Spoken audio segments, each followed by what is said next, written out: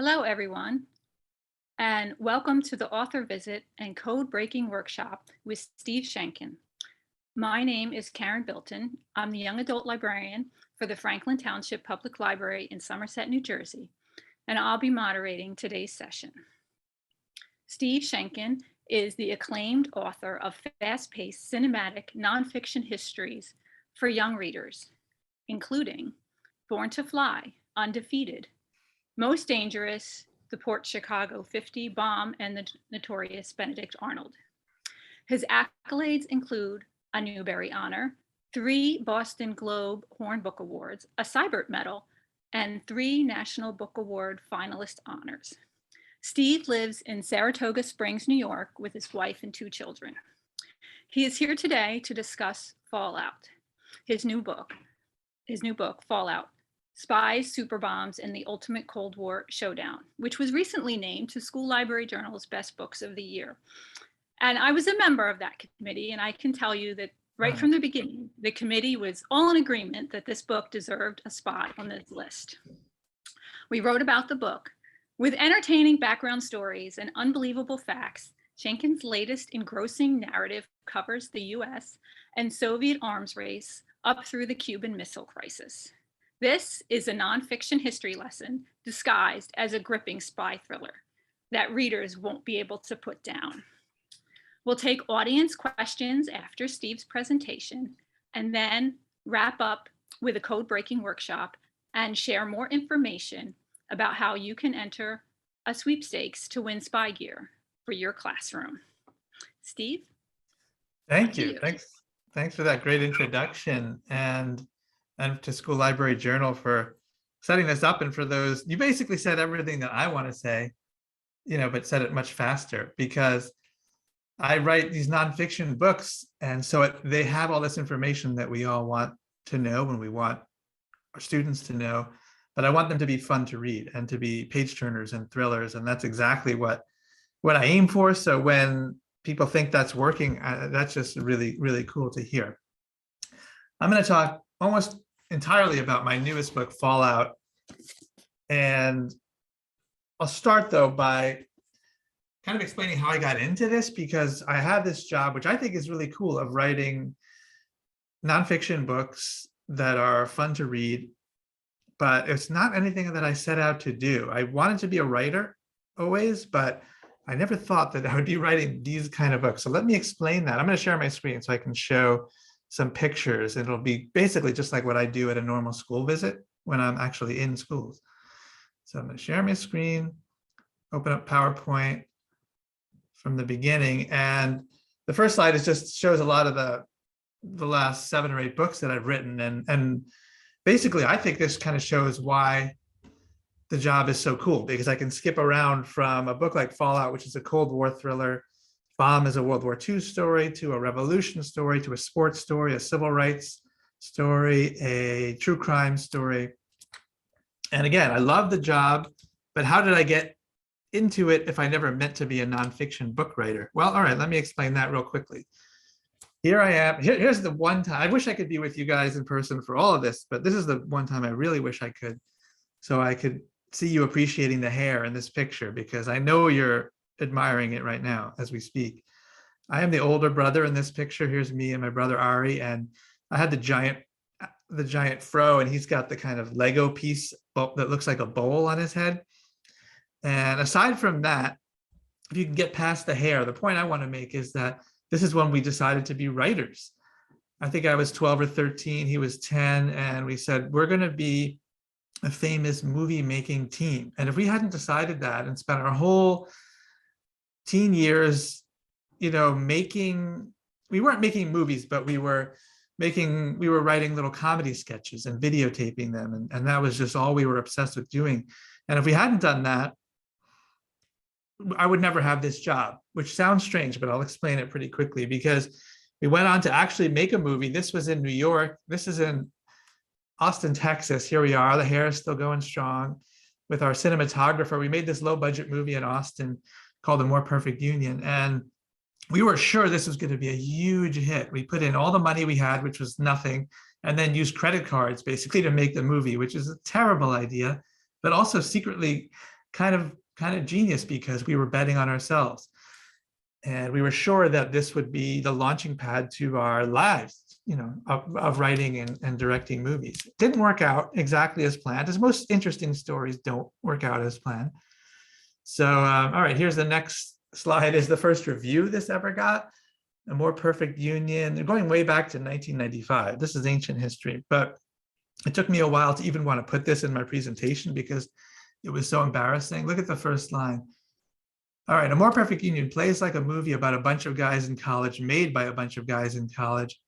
It's a little rough around the edges, to say the least. But then the real painful thing is on the bottom. I think you guys could probably see my arrow. Yeah, so look at the 1-star situation on the very bottom. That's embarrassing. And this was painful and hurtful and all that kind of stuff, but it didn't ruin our dream. One bad review, especially now when everyone gives each other 1 star for anything, that didn't really affect us too much, except for being depressing. I still wanted to be a writer. I just had all this debt from making a movie that flopped and needed a different way to pursue the dream, And oh yeah, you can go to YouTube later and watch a trailer. I won't show it now because we're supposed to be talking about books. And oh yeah, textbooks. So then I got this job writing for history textbooks. This was back in New York. And I apologize. I'm sorry for it. My kids have them right now. I have a daughter in 10th grade and a son in 7th grade. They both have history textbooks. And they're always the same. They're really big and heavy. And there's just no room for stories. But I didn't realize that at first. So when I got the job, I just started putting in to my drafts of the text what I thought were really interesting stories, anything kind of funny, surprising, disgusting, controversial, anything interesting. And they would always cut them out. And I just learned over time that they would never let me tell the stories that I wanted to tell in textbooks. So I said, all right, well, maybe I'll just invent this new kind of job for myself where I write nonfiction books that have all the information in them, but they're fun to read. And that's why it was so cool to hear in the introduction that that's kind of what I'm doing now, because it's always what I've been trying to do for about 20 years now. So just to give one prior example, Bomb, because it leads directly into Fallout. This was a book about World War II, and really it's kind of my first try at a spy thriller, which is a kind of story that I love to read, and set during World War II and the world of scientists trying to race to build the world's first atomic bomb. And there's always one hook that gets me, even before I know too much about his story. In this case, it was this picture here of Theodore Hall, which looks like a mugshot, as if he's been arrested, but it's not. This is his ID badge. So picture this badge around his neck for Los Alamos, this top secret lab where Americans were trying to figure out how to build an atomic bomb. And he looks really young to me. Hopefully he does to you too. He was just 18 and he was recruited directly out of college, because he had skipped a lot of grades, into the Manhattan Project, this secret project. So at 18, he's building an atomic bomb and became a spy. And that was enough for me. I was off and running this book that became Bomb. And Fallout is very much a kind of a follow-up companion, not exactly a sequel, but they go together, a spy thriller, but now set in the years after World War II in the Cold War. And as usual, I'm looking for one really exciting story to begin with, because I think those first few pages are just so key. So I start Fallout with a story that seems really small, but it leads into things that are really big. This kid named James Bozart, Jimmy to his friends, and how, all right, it starts out on a paper route. This is just, you could just picture this as the beginning of a movie, can't you? This is in the 1950s, and he's a kid in Brooklyn, New York, and he goes on a paper route. And this is one day after school, he's collecting money. So just picture that. He's walking up the stairs of an apartment building to collect from these 2 retired teachers on the top floor. And they pay him, they give him a handful of change. He thinks it's rude to look at it when they're there because, hopefully there's a tip in there. And as he's turning around to go down the stairs, he drops the coins accidentally, and one of them, a nickel, breaks open.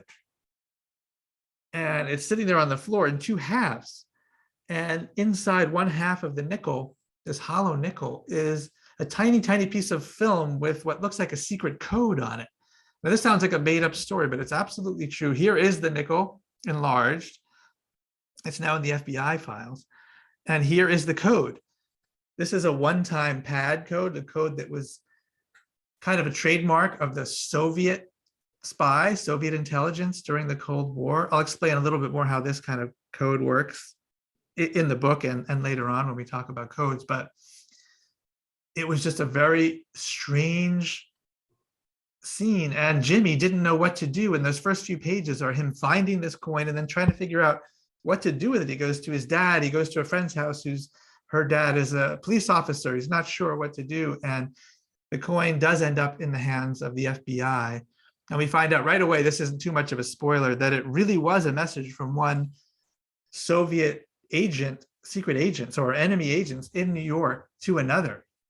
And this was him, Rudolf Abel. This just looks like central casting, enemy agent, doesn't it? I think that kind of what looks like a scar on his nose might actually just be a scratch on the photo, though it looks good as it is.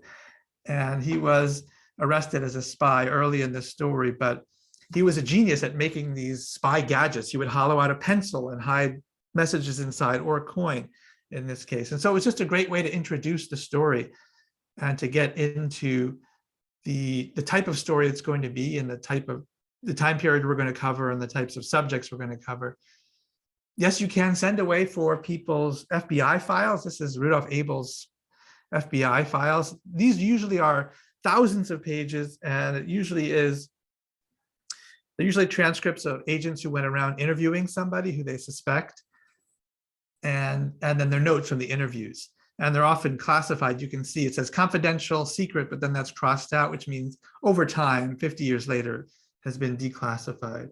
And you can request these. Any citizen can request these using something called the Freedom of Information Act to get these files. And maybe you get a file yourself for requesting them, but I don't know, it's worth it anyway. And this is a big part of how I research a story. So now after that kind of opening, we're into the Cold War. And I just want to kind of pull back. Usually I'll do that. I'll start with a really specific scene that feels like it's from a movie and then kind of pull back and just set the time and place. These are the years after World War II, when during World War II, the US and Russia, the Soviet Union as it was known then, were allies fighting against Adolf Hitler. But after the war, we became enemies and started building these terrible weapons and pointing them at each other and trying to basically a worldwide contest for power and influence. And that was the Cold War. And it was, you could easily argue, the most dangerous time in human history, partly because of this. Now, what does the sun have to do with it? Well, during World War II, this is the subject of bomb, scientists figured out you could build a new kind of explosive by splitting the nucleus of atoms. In the case of the bombs that were used in World War II, they were splitting very, very big atoms, uranium and plutonium. And as that nucleus split apart, it would release energy. And they figured out how to create a chain reaction where millions and millions of these atoms would split at the same moment, and you'd have a bomb that could destroy a city, which is indeed what happened at the end of World War II when we used 2 of those bombs in Japan. But at the same time, scientists realized they could take it much further, which may seem like a terrible idea, but it was science. They weren't interested in making weapons of mass destruction. They were interested in the science. They said, inside the sun or any star, the force of gravity is so massive in the core that tiny atoms like hydrogen actually fuse together. It's called fusion, and fusion releases energy. This is what gives the sun the light and heat that we feel on Earth, a massive, massive amount of energy. These atoms fuse together, forming larger atoms and release energy. And they thought, wow, we could maybe put that in a bomb, which again, sounds like a terrible idea, but this was the Cold War. We Americans were so worried that the Russians were going to think of it. We knew they would think of it, and we knew they were smart enough to do it. And they basically had the exact same thought at the same exact time, and both started trying to build what it was first was called the super bombs, and then eventually more commonly known as hydrogen bombs, because these atoms of hydrogen are fusing together. This was from the very first test of a hydrogen bomb. It was so massive, bigger than all the bombs used in the history of war put together in one explosion. And the Soviets figured it out pretty quickly as well. And this was a kind of the typical kind of thing that Americans would see in the news, this picture of the Soviets parading their bombs and rockets through Moscow, the capital of Russia. And it's not a coincidence. The Cold War, this arms race and space race were going on at the exact same time. The space race is another big part of Fallout because they weren't different. They were the same thing. Yes, we were both racing to build these new weapons, but we were also racing to build rockets, partly for the glory, the prestige of going into space. The Russians were ahead in those days too. They put the first satellite into space called Sputnik. They put the first human into space, which is a big part of this story as well. So their rocket technology was very, very good. And of course, the danger is that a rocket that can go into space can also fly from Soviet territory over the North Pole, which is the shortest way to go, to American cities in just a few minutes. And so you started to see these weird and creepy things on American TV. And I hope you, like me, are a fan of weird and creepy things, because I'm going to show you some now. For instance, there were these television shows that would start out with images like this, which is creepy enough, just a family of mannequins in the desert. They still seem to have tags on them. And they're in this house, which is kind of odd looking and bare, seems to have just been set up. And here's the world's creepiest dinner party. And then once you got used to that, they would pull out and show the house from outside and blow it up with a, quote, small nuclear bomb. You don't need a hydrogen bomb to blow up a house like this. And you would kind of see the before and after. Dinner parties definitely ruined at this point. But the point was, and then it was really to scare you, which is kind of mean, but then a voice and a kind of deep official voice would come on and say, and you don't want this to be you, do you? Therefore, you should basically, prepare for World War III. And they were trying to encourage people to build fallout shelters, bomb shelters, either in your yard or in your, the basement of your house or apartment building. And I, of course, because it's part of the research, and also just because I love these kind of historical artifacts, started collecting plans of how to build shelters. They always look like this. They have a pleasant looking family, always like in a very, very typical way. It's always a white family with the wife doing, what was considered, women's jobs at that time. And the man's just kind of relaxing. And it's always like that. And they always look kind of happy in these shelters, which only always makes it feel worse and weirder and more scary. This one is a cross section. Here again, same thing. Look at the mother making the bed. The father seems to be lighting a cigarette, which I think, can you wait, until we're not in this tiny space? But the idea was the fear of fallout, which is a good title, I hope, for the book, because it has a really literal meaning and then kind of a more general meaning. But the literal meaning is that if there was this exchange of hydrogen bombs, what would happen is a massive amount of radioactive dust would be blown into the air, and that was called fallout. And you would need someplace to hide for a couple of weeks, at least 2 weeks, until that fallout fell back to the ground. And then you could come out, and no guarantee what you're going to come out to, but that was the idea behind these shelters. And so, yeah, you've got a lot to work with. I'm thinking that as I'm putting together the story, but you need a villain. And from the American point of view, the villain of this story is Nikita Khrushchev. He was the Soviet leader at the time, and just a fascinating guy. I mean, he looks like a cartoon villain in a sort of superficial way, but he's not. He was a very smart guy, very complicated, not at all the kind of evil dictator that Joseph Stalin was. He was much more interesting and nuanced than that. But we saw him as just this kind of two-dimensional villain. And he would say things that encouraged that. He would say things like, "We will bury you," to Americans. And we thought, well, that's kind of mean, but he said, I don't mean that literally in a bomb. I just mean, we, the Soviets, the communist system of the Soviet Union, will bury the West. We will prove superior to American style democracy and capitalism. But we took it kind of literally, and that also fueled fears of the Cold War. And so I won't tell you, even a fraction of the stories in it, but just a few of them that happened in this really short period of time where the book takes place, because it's just one thing after another that's just amazing. And I feel like the news today is so overwhelming and feels so dramatic. And sometimes I take comfort in jumping to other times in history where the news was even more dramatic, or would have been if we had been bombarded 24 hours a day by news. And we got through it, one way or another. So some of the stories in the book, the U-2, this was this new kind of plane that was built by the US, and it was a spy plane. It had no armor, no weapons.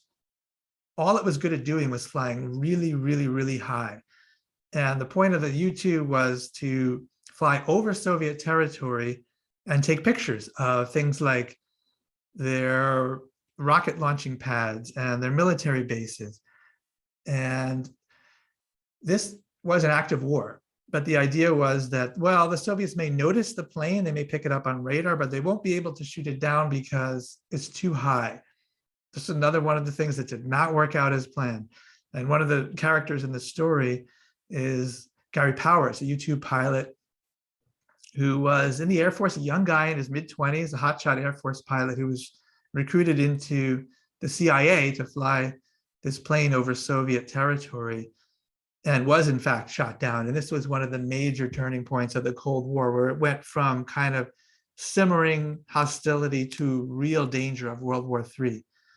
And incredibly, this story, Gary Powers' story, has a hollow coin in it too, which is why the first part of the section of the book is called Two Hollow Coins. And if you put this in a novel, it would be too much, it would be ridiculous. But this is one of those truth is stranger than fiction stories. He had a hollow silver dollar, and his son sent me one, a replica of what he had. The point was that I'm going to try to open mine, which is dangerous because it might not work. No, it did work. Okay, so yeah, I can open my hollow silver dollar, and inside his is a poison pin. I don't have the poison pin, thankfully, but Powers, what he had, the CIA gave him this hollow coin with the pin inside. It had a really highly toxin on the end of the pin. And the point was, well, if you do get shot down, we're not going to be able to help you. In fact, we'll deny we even know you. So you might as well just stick yourself with this poison pin. And I won't tell you how that story turns out, but this was a major, major story of the Cold War. And these things all happened within a couple of years, and one right after another, after another, after another. You had the Bay of Pigs invasion, which this was just after John Kennedy had become president. He found out that the CIA had been planning this invasion of Cuba. The communists had taken over Cuba. Fidel Castro was their communist leader. And Cubans who had escaped and gone mostly to Miami wanted to go back, basically, wanted to take over their country, to take it back. And we, the Americans, basically paid for this invasion. And you could see the route they took from Florida to Central America, and then in boats back to Cuba, in what became known as the Bay of Pigs invasion, which was a total disaster for the people the refugees who went back and tried to take over their country, and for the United States, who funded it and then ridiculously tried to deny that we had anything to do with it. Disastrous. Again, major escalation of the Cold War. At the same time, on the same exact week, the Soviets put the first man into space. This was Yuri Gagarin, a Soviet fighter pilot who was chosen to be their first cosmonaut. That's their word for astronaut, same thing. And again, the Soviets were just really advanced in rocket technology and sent the first human into space, which was a major, major victory in the Cold War for them. Then that same year, that summer, you saw the Berlin Wall go up, which was kind of the thing I remember, because it was still up when I was a kid, and kind of the symbol of the Cold War. The communists controlled not just the Soviet Union, but most of Eastern Europe as well. And the city of Berlin, which was in Germany, on the eastern side of Germany, was also divided into East and West. And the East was controlled by the communists, and the West was a free city. And so naturally, people escaped from the East to the West, and the communists and Khrushchev got so angry about that, they put up a wall right in the middle of the city, separating parents and kids, brothers and sisters, friends. And that stood for the entire rest of the Cold War. And one of the main characters I bring in for that part of the story, this could be a whole movie in and of itself, is this guy named Harry Seidel, who's not famous, but I feel like he should be. He was a cyclist who was good enough to be in the Olympics as a young bike racer, but he was in East Germany when the wall went up. He decided to turn his talents away from cycling to digging escape tunnels under the Berlin Wall, which is incredibly dangerous because you knew the guards were going to shoot anybody on sight that they saw trying to escape. But he was incredibly brave, and he used it's kind of strange, but the same things that worked for bike racing. I don't know if there are any cyclists out there, bike racers, or endurance running or swimming, anything like that, worked really well for digging tunnels. You have to have really good lung capacity, tolerance for pain, strong muscles, all those things that he needed on his bike worked really well for digging tunnels. And he rescued so many people by digging these tunnels underneath the Berlin Wall. At the same time, we're all still spying on each other. This was one of the great spies of the Cold War, this woman on the bench named Janet Chisholm, and she's with her kids in Moscow. She was British and worked for MI6, which is the British equivalent, sort of equivalent of the CIA. For instance, James Bond worked for MI6. But everyone thought she was just an innocent housewife, and she played that up.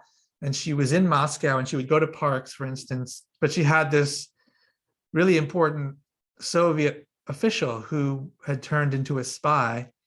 No one knew that except a few British agents, of course.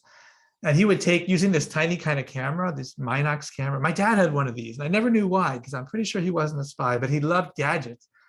And they were really, really small, like that big. I don't think he even ever got it to work, but this guy did, this Soviet spy did, and he would meet Janet in a park somewhere, and she would bring along her kids to make it all look innocent. And he would hand off these tiny rolls of film with really, really important Soviet secrets on them. And again, just another one of these great stories that could easily be a whole movie.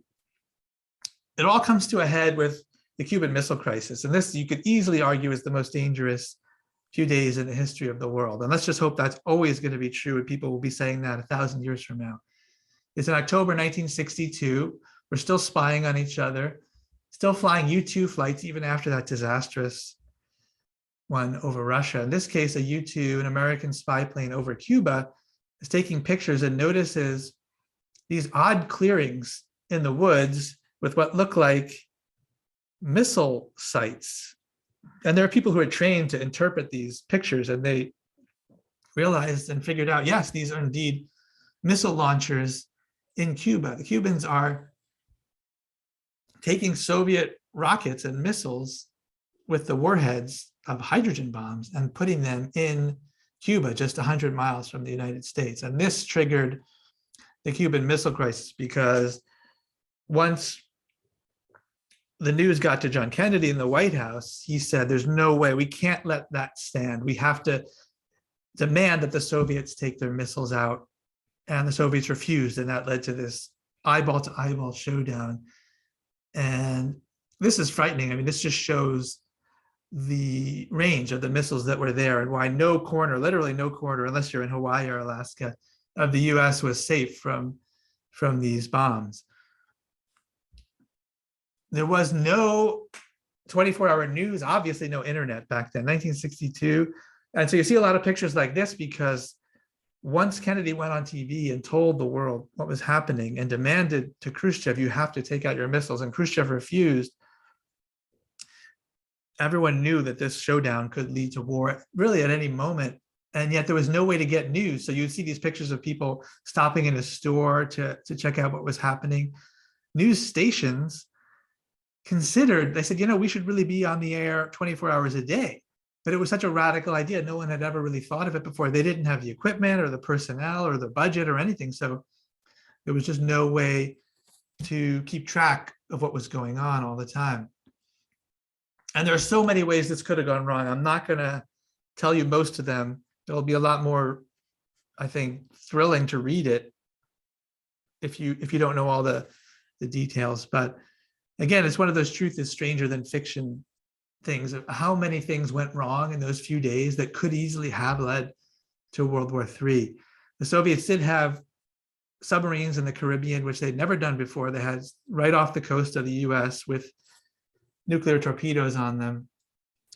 The US had bombs, massive bombers flying around the coast, just kind of circling off the edge of Soviet territory 24 hours a day, and they would refuel in the air, just so they would be there at a moment's notice, ready to go in if they got the order to go in.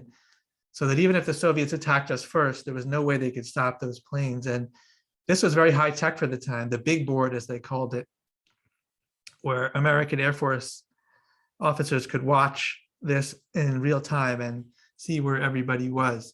You could even see it, just as an ordinary person on the beach, a beach that would normally have a lot of tourists and people sunbathing and playing around, was emptied out and would put missiles. The Army and military took over and put missiles there because people really were expecting a war. You could see this now. It would just look just like that. People would be taking pictures with their phones, and this is just what people were doing, the 1962 version of that.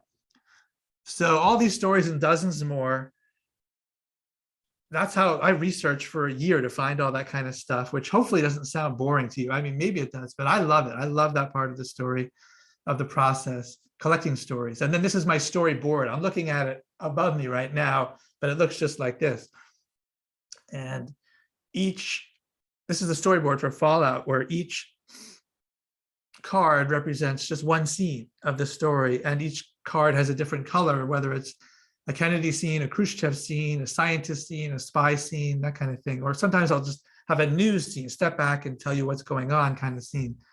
And I'll use different colors for that. And this is a technique, I highly recommend it, but I learned it from taking classes on how to write screenplays. And it's kind of funny because I always thought of that filmmaking time of my life as a kind of an embarrassing failure. And it was in a sense, but it wasn't in a sense because I learned all these techniques that I use now. And I could never organize a story like this without some kind of visual outline like this. It's just the way I think and the way I learn. You could do it on a computer. Maybe you could do it. I don't think I could. I need for it to be big and to be able to move things around. And so, yeah, this is just the first 2 sections out of 3 of the book. And the white cards on top are chapter titles. And then underneath, you'll see 2 or 3 or 4 scenes, which is what I like to have in a chapter. Just keep the scenes kind of short and the chapters short, and keep things moving as fast as I can. And so that's basically the story of how I make these books, Bomb and Fallout. Structurally, they're really the same, this kind of spy thriller, but one set in World War II and one set during the Cold War. And I'm hoping there's lots of questions, because I'm going to pause here and stop sharing my screen, and we could jump into some Q&A. Stop share. Okay, here we go. Okay.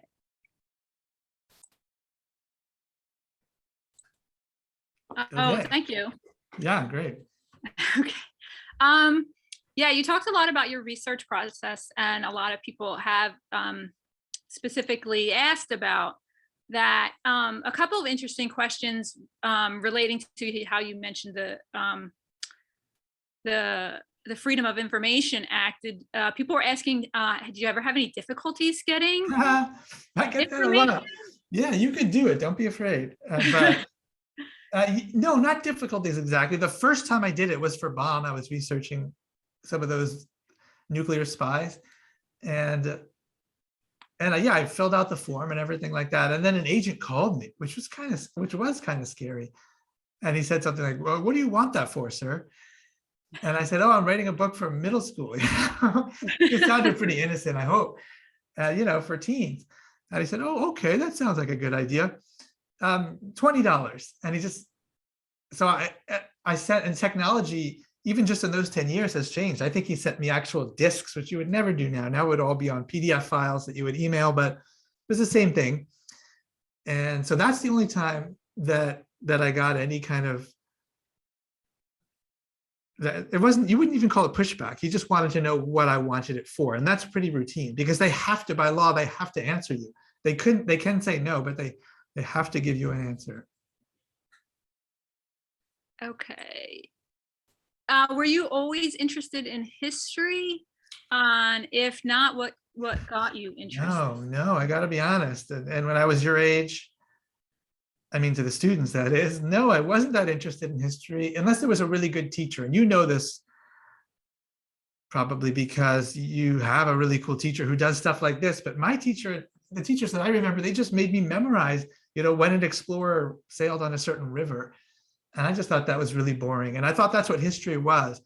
And it took me a while until I had good teachers and started reading more interesting books that I realized, no, history is just really dramatic, high stakes things that happened in different times and places. So how could that ever be boring? It took me a while though. And it really wasn't, honestly, it wasn't until I started writing textbooks that I got the idea of writing history, because then I was finding these great stories like spy stories and all these great things but they wouldn't let me put them in textbooks because there's just no room for that. And so that's when it really blossomed. And then I'm not, until my late 20s, early 30s. So it took me quite a while to figure it out. Okay, from a fifth grade class, why do you need a villain in a story? Oh yeah, you do. I should have gone into that more, just because it's so interesting. And that's a great question. I bet it comes from someone who's a writer. It's because every story, you don't literally need a villain in every story, but think about your favorite stories. And I'm sure there will be not just a villain, but a really interesting villain, whether we're anything from Star Wars to Harry Potter, or any kind of story. It's just one of those things that just always works. When you study how stories work, there's certain techniques that just always work. And if you want to write a thriller, you definitely need not just a villain, but an interesting villain and one who's hard to defeat, not just an easy cartoonish bad guy, but somebody who's really smart and wily and resourceful and is scary. And I think you'll agree, as a reader or as a viewer of a movie, you're actually happy when the villain comes on screen because you just know it's going to be interesting. And so the reason you needed, or felt that I needed a villain in a story like Fallout, was because for that very reason. I wanted you to be happy when he came on the page, Khrushchev, not because you're rooting for him, but because it's, oh man, this is going to be good. This is going to be dangerous. It's going to raise the stakes. It's fun. I think actually I'd love to ask when I go to schools if there are any actors out there, because I'm the world's worst actor. I know from those comedy sketches I used to make with my brother. I've watched some recently. They're just very, very sad. But actors always say they love playing the villains. A lot of people would rather play a villain than a hero. And I said, why? Well, why is that? And it's just more fun. And so that's it goes to the exact same thing that we're talking about, and why it adds so much to a story. What do you hope that your readers, especially your younger readers, will take from your writing? The number one thing is curiosity, the desire to know more. I'm not a big message guy. I definitely don't want to tell you what to think. I know you're smart enough to figure it out for yourself. So I don't want that. I want to give you, definitely I want you to give you information, but I don't want it to feel like health food. I don't want it to feel like, okay, I should do this because it's good for me. I want it to be a fun book to read. And then that's one goal. And then the even bigger goal is when you're done, I want you to say, hey, I'd like to know more. That was great. I want to know more about, and you want to know more about everything that's in the book. I don't when I read a really good nonfiction book, but maybe there are one or two things that you thought, wow, I'd like to know a little bit more about that. And you kind of dive in, and the source notes are very good for that. That sounds very nerdy, but I'm telling you, if you look in the source notes on the back of a book, there's everything. So even if you want to know where a certain quote came from and you look at the sources, that will be in there. And you could just go to a Google search and track down the book or the newspaper article that came from. And that's the kind of thing I'm hoping will happen. There's so many good questions in here. Of all your books, which is your favorite, and which would you recommend to someone who's never read any of them that they read first? That's so hard. I should have been prepared for that. They are babies. I hear authors say that all the time. They're like my babies. I can't choose, which sounds kind of lame, but it's also kind of true. And in the Codebreaking little workshop I'm going to show some images from Benedict Arnold, the American trader, famous trader from the American Revolution. And that is not coincidentally the first kind of narrative nonfiction book that I wrote for this age group, for you guys, because I just love this story, and they would never let me put it in textbooks. I always tried, and they would always cut him out. And I just think he's like the original American loose cannon action hero, kind of someone you would see in a movie, but 200 years before movies were invented, obviously. Just nonstop action adventure story. So my mind goes back to that one. I think it was the most fun I've ever had researching a story, just kind of driving around. I live in New York, and driving around to all the places from the American Revolution. A lot of it was in New York State, New England, up to Canada. And so I don't know that that's my favorite book, but my mind goes to that as kind of the best, most fun I've ever had writing one of these. Oh, so you talk about all the research you do, and one of the things I love about your books is all the little strange stories you put in, the fun stories you put in. And so someone asks, what's the strangest or weirdest story you've uncovered but didn't make it into a book? Oh, wow. There's so many. I could make a book about that. It would be called The Strangest Stories I Never Put Into. They're like deleted scenes. In fact, if you get the paperback of Bomb, which I highly recommend, there's a deleted scene in the back of it, a whole chapter that I thought was like the best chapter in the whole book, but it just kind of didn't work where it was falling in the narrative, and we just ended up cutting the whole thing. But for Fallout, there's so many. There's one that I particularly love. And I mentioned this dog called Pushinka. I got to explain it. Okay, so the Soviets used to send dogs into space before they sent humans. And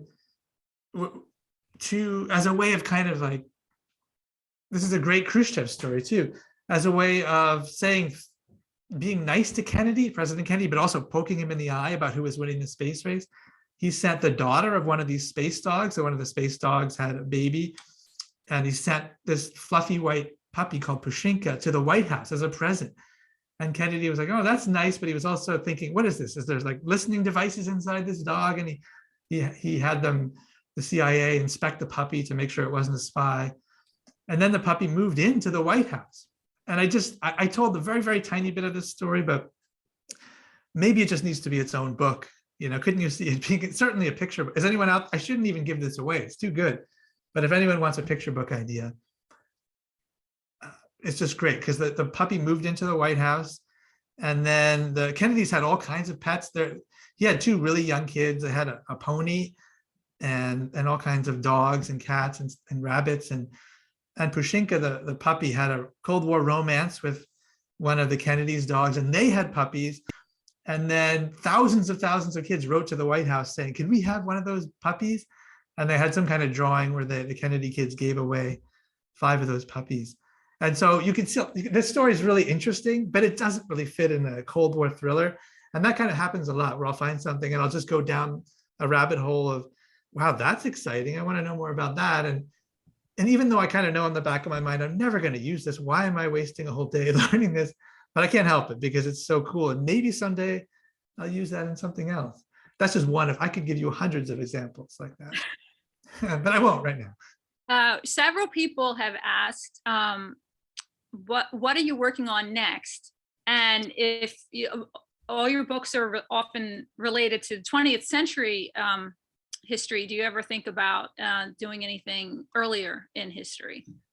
I do, and I love to skip around. Like I said, the Revolution stories I love, and Civil War stories, and early days of football, that kind of thing. I'm really drawn to spy stories, which explains why I kind of focus sometimes on World War II and the Cold War, just because that's the golden age of that kind of story. But I do love to skip around. I just saw a quote about something come up about 9/11 book. That's something that I used to get even more often than I do now. I think it was students who actually remembered 9/11 used to tell me that. And now, obviously, you guys, it's way before you were born. So that's really interesting thing to go further into the more recent past as opposed to ancient history. So I love to skip around. One of the things I'm working on now is a graphic novel of Bomb, which is really fun because I'm taking the book, which is 200 pages, lots and lots of stories, and you could never fit that, just like you can't fit Harry Potter into even a 3-hour movie. You have to cut a lot of stuff. Same thing with a book like Bomb. You just can't fit it all into a a graphic novel, which is really a lot like a movie when you think about it, because you're seeing something and you're hearing dialogue. And so I'm working on that script. And luckily, even though I love to draw, I'm nowhere near as good enough an illustrator to illustrate that graphic novel. But it's really, really fun to write and revise as the artist is sending me some of the amazing artwork that goes with it. So somebody asked about that, the graphic novel. That's interesting. People are also asking, would you ever like to see any of your books made into movies? Yeah. Is anyone interested? We should do it. And yeah, definitely. Of course, I think they would all make really good movies. Of course, I would say that. But yeah, definitely. And it would be really fun. And I've had people, Hollywood type people approach me and buy rights to certain books. It doesn't really mean necessarily that anything's going to happen, but hopefully it could. And I would love that. I just think it would be so fun to get back into that world, but as a writer, and let people who actually know how to make movies and TV series, let them do that, the production side of things, and I can just help find really good stories. Which was of your books, which do you say would be the hardest to research? Oh, which was the hardest to research? Well, I know the one that took me the longest was the Benedict Arnold book, because I had no idea what I was doing. And also nobody wanted it, because at the time when I started working on it, I didn't have any book contracts. Nobody knew, who I was or anything. And so I just kind of researched it little by little, and again, wasted lots of time finding things that I didn't really need. So that was, but it was fun though. I mean, and some of the challenges are different. Like for a book, I did a civil rights story from World War II called The Port Chicago 50. And that was very hard to research, even though it's a short book, because it's so not famous. And so you can't just go to a library and find a book on it, because there's just one, and it was written for academics back in the 1980s.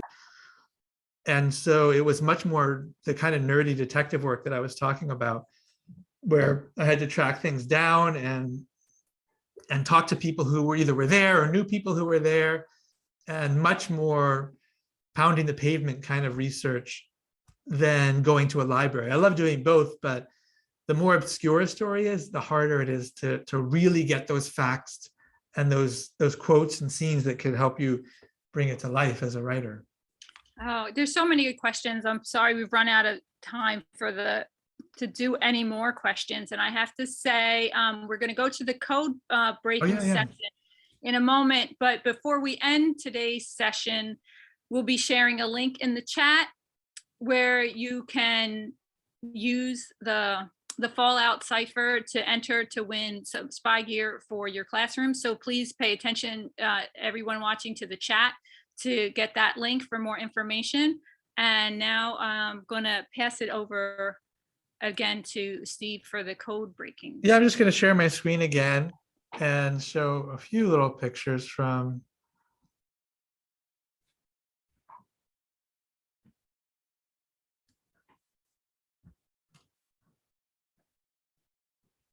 my,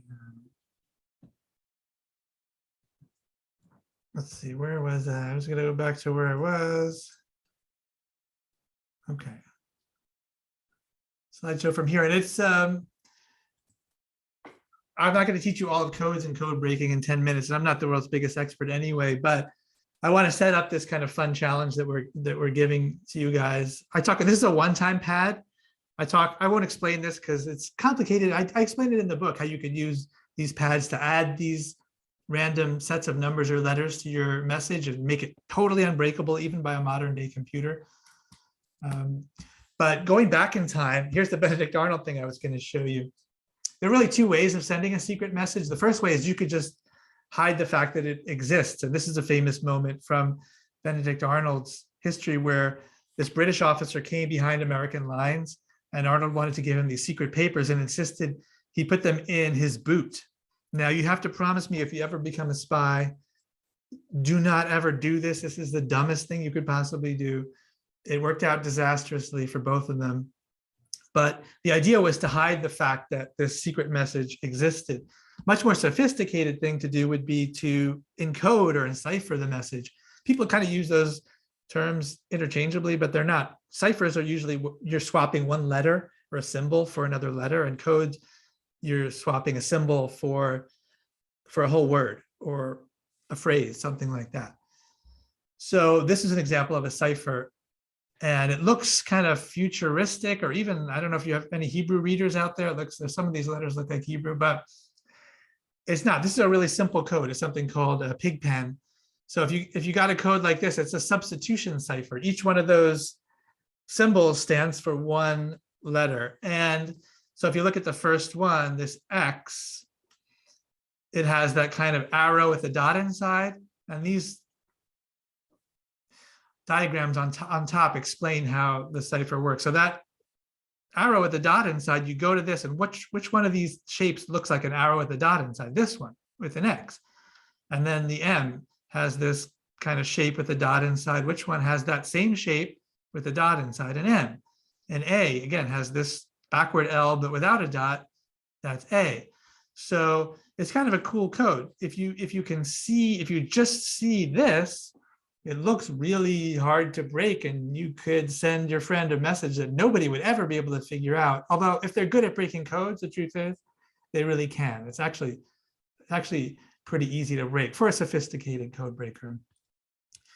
And this has been a huge part of history. I mean, I would love to ask you if I could get an answer if you've studied World War I recently, because this is just one example, the Zimmermann telegram from World War I. The Germans sent this top secret note to Mexico, urging them to attack the United States. And the British code breakers, who were really good, they intercepted this message, broke the code. And this is a code in the sense that these groups of numbers all stand for German words. And that's what this is here. Some of them are things like Mexico, Texas, and some are German words, naval words, military words, things like that.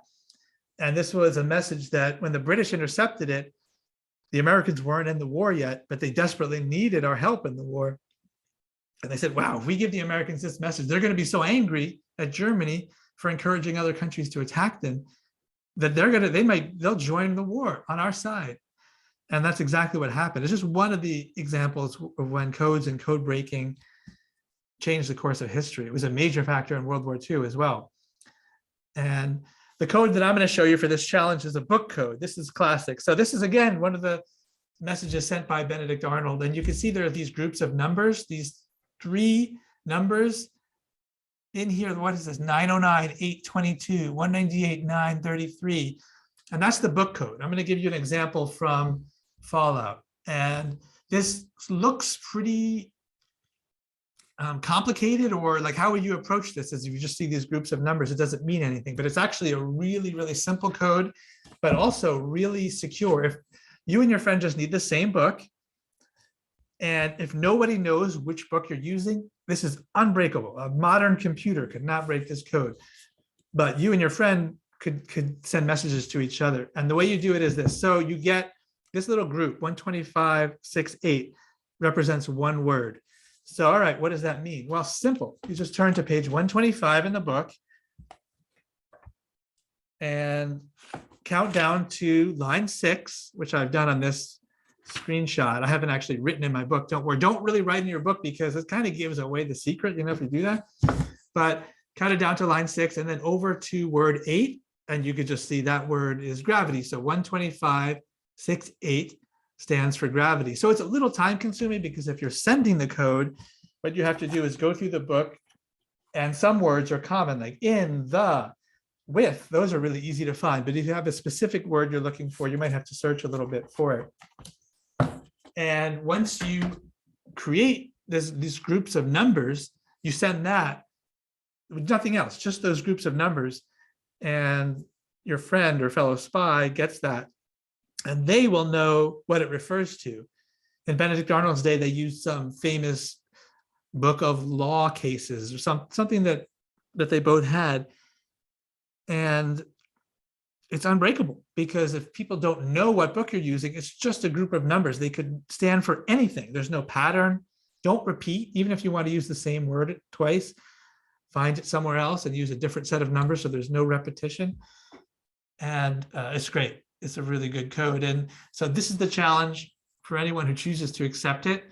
This is from Fallout. This is the only clue I'll give you, is that this is a quote from Fallout, though that doesn't narrow it down too much. But this group of however many, what is it, 12 or so numbers represents a quote from the book. And my publisher, Macmillan, is really cool, set up this contest where you can win spy gear or books too by decoding it. So hopefully you'll have some fun with doing that. And even more importantly, thank you so much for doing this. I miss going into classrooms. Hope to get back to that soon, but this was really cool, the ability to talk to people all over at the same time. So I really appreciate that you were here today. Thank you so much. All right, thank you so much. I'll stop sharing in case we have some. Yes, thank you. No, thank you. Thank you for thank you this so happen. much, Steve. This has been fun. Thank you to everyone who came, the librarians, the educators, and all the young readers who joined us today. And and from those of us who love history and love nonfiction, we're grateful to you. And Yes. you do. Thank you. Yes, thank you guys for everything. And thank you to Karen.